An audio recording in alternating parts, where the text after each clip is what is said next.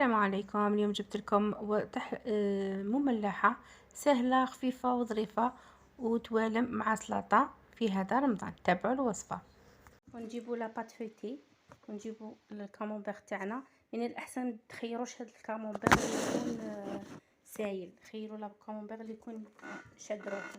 نجيبوا شوية لوز وشوية زبيب نحطوهم هنا.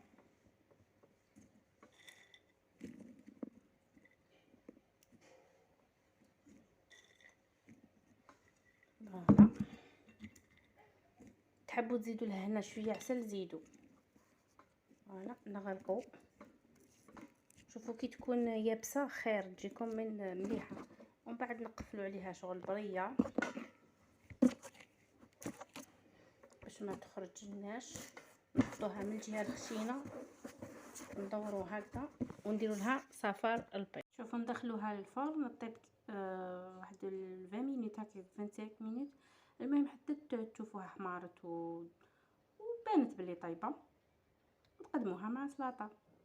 حبيباتي النتيجه النهائيه نتاع الكامونبير اللي طيبناه غلفناه بلاباط فيتين. نتمنى ان شاء الله تكون عجبتكم الفكره وتجربوها، وصحه فطوركم.